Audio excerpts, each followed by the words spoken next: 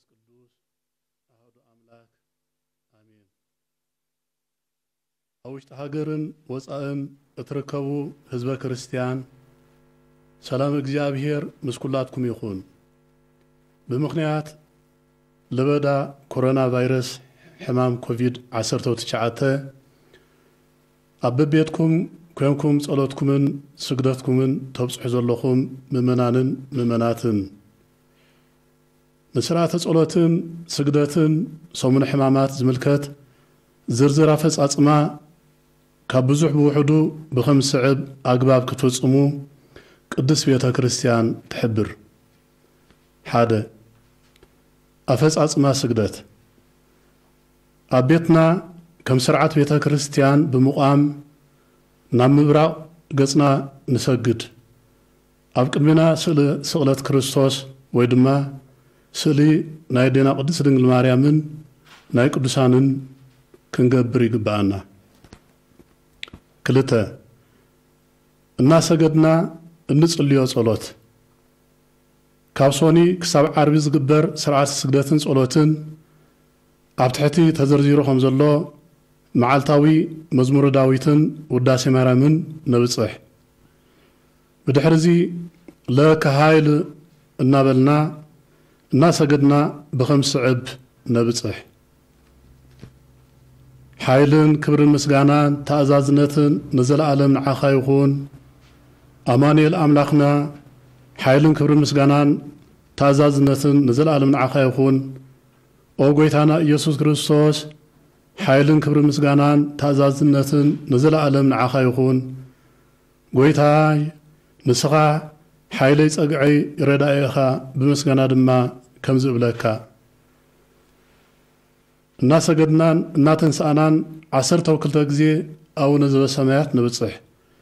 ብድሕሪዚ በብሓደ ነዚ ኣብ ታሕቲ ተዘርዚሩ ዘሎ ናብ ጸሓና ንሰግድ። ንኣምላኽ ንስላሴ ንምሕወይ ንዕብየቱ ንፈጣሪነቱ ንመንግስቱ ንስልጣኑ ንፈራድነቱ ንኢየሱስ ንክርስቶስ ንሕማሙ ክብሪ ምስጋናን ተኣዛዝነትን ንዘለዓለም ይግባእ። ኣብ ዓርቢ ስቕለት ድማ ንመስቀሉ ንውስኸሉ።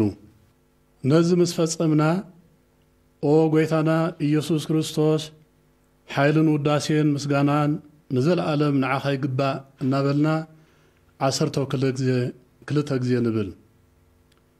ቀጺልና እውን ቺራይ ላይሶን ቺርያ ላይሶን ቺራይ ላይሶን ኦ ጎይታ ይቕረበለልና። ቺራይ ላይሶን እምኖዲናይን ኦ አምላኽና ንዓ መሓረና። ቺራይ ላይሶን ታኦስናይን ኦ አምላኽና ንዓ መሓረና። ቺራይ ላይሶን ማስያስናይን መሲሕ ንዓ መሓረና። ቺራይ ላይሶን ኢየሱስናይን ጎይታ ኢየሱስ ንዓ መሓረና። ቺራይ ላይሶን ክርስቶስናይን ጎይታ ኢየሱስ ክርስቶስ ንዓ መሓረና። ቺራይ ላይሶን አማኑኤልናይን አማኑኤል ንዓ መሓረና። ቺራይ ላይሶን ትስውጣናይን ጎይታ ንዓ መሓረና። ለቡ ሰዓታት ስግደትን ጸሎትን ኣብ ታሕቲ ተገሊጹ ከም ዘሎ ኣብ ነፍሲ ወከፍ ሰዓታት ስግደት 41 ቺራይ ላይሶንን 12 ኣቡነ ዘበሰማያትን ነብጽሕ። ካብ ሶኒ ክሳብ ዓርቢ ዘሎ ሰዓታት ስግደት ነቲ ኣብ ላዕሊ ተዘርዚሩ ዘሎ ስርዓተ ጸሎትን ስግደትን ማለት ካብ ለከ ሃይል ክሳብ ቺራይ ላይሶን በዚ ሰሌዳ ሰዓታት ይበጽሕ።